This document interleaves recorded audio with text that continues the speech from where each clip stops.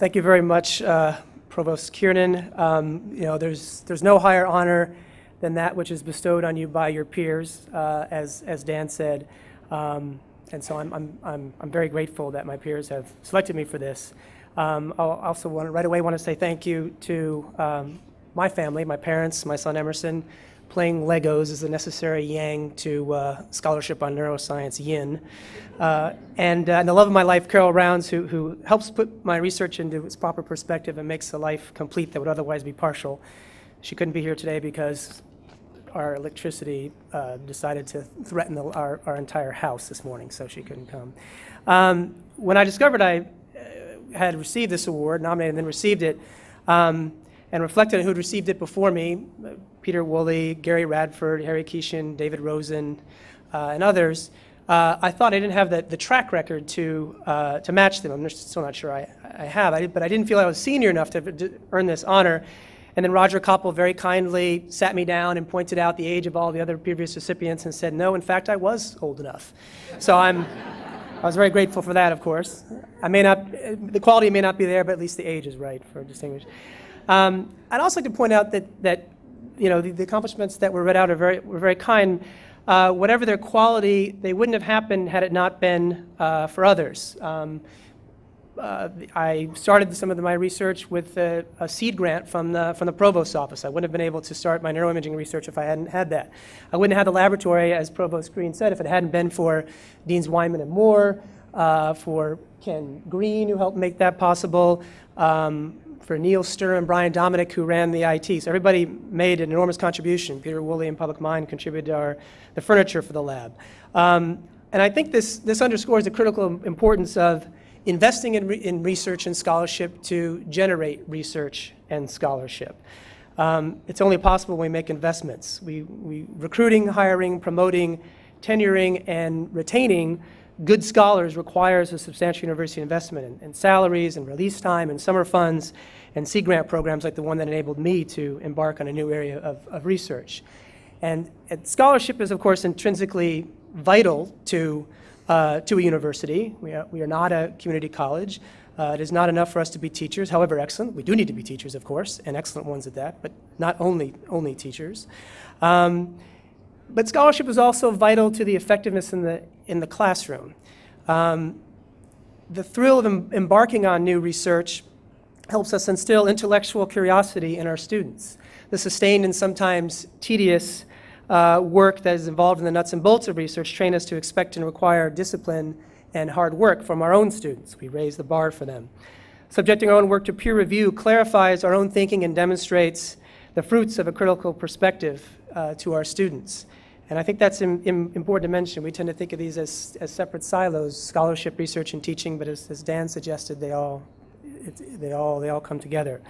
So I look forward to continued and even increasing university investments in these sorts of resources that make research possible, salaries, release time, research funding, and so forth, so that I will see someday soon, as difficult as this is to say, a younger generation of scholars, faculty members who are perhaps sitting out there right now, who will make a significant return on that investment in the form of recognized scholarship. Thank you very much.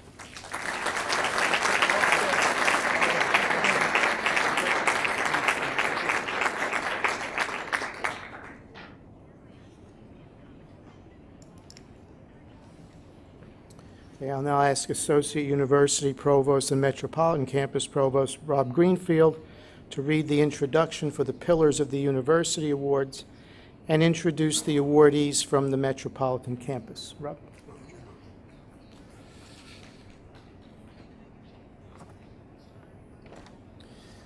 Our students are influenced during the course of their educational careers, not only by the faculty, but by many other members of the FDU community as well.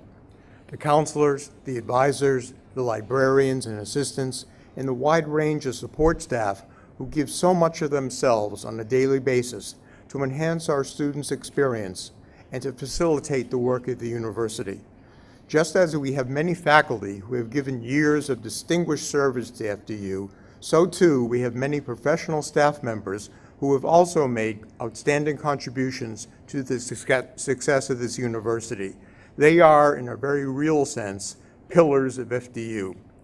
The Pillars of FDU Award is designed to recognize those individuals who have served Fairleigh Dickinson University with commitment and distinction for at least 10 years, who have promoted civility on campus, who have shown unusual concern for students and their welfare, and who serve as role models for FDU colleagues and their students.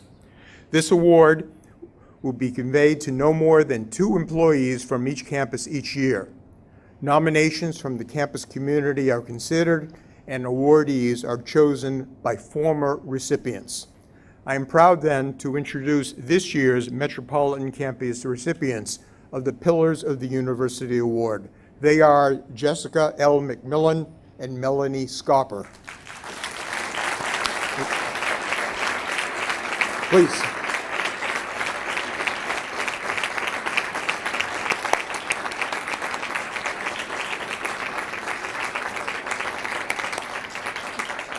First you, Jess. Okay. They come from far and wide to study at FDU. Our international students, with their diverse voices, bring the world to the campus.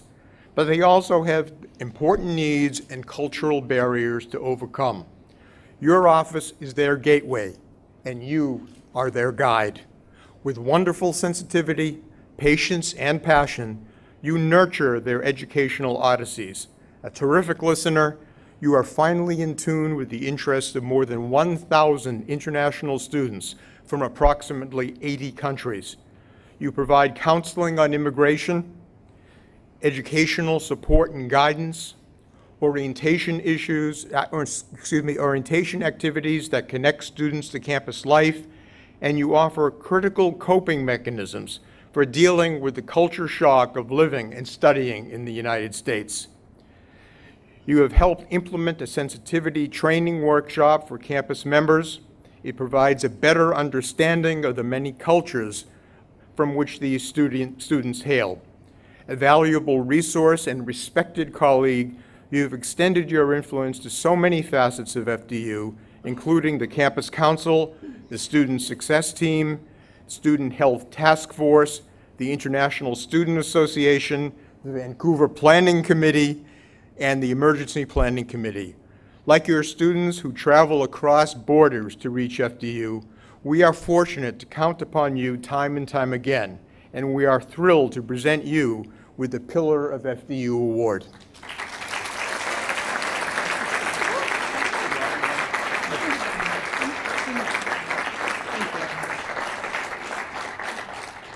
I was lucky enough to find out that 2 wonderful women nominated me for this award. Thank you, Joan and Michelle, not only for nominating me, but for the continued strength and character that you show each day. You 2 are role models for me. Any success I have in the Office of International Student Services would not be possible without the hardworking staff. Jim, Candy, Cheryl, Chris, Anna, and Harry.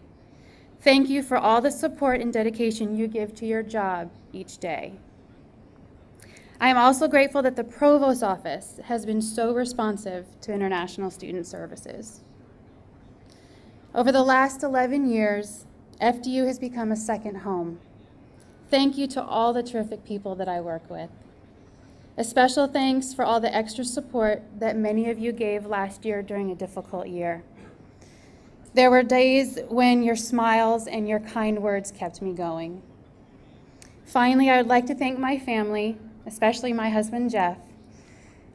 You have supported me in more ways than I can count. I deeply appreciate your love. Thank you all for this lovely honor.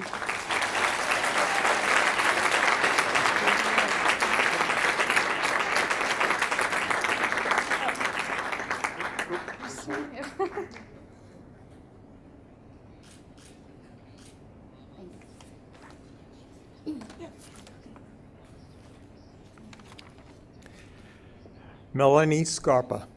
As the Director of Telephone and Voice Services, you help us connect to each other, and you enable us to reach out to the world.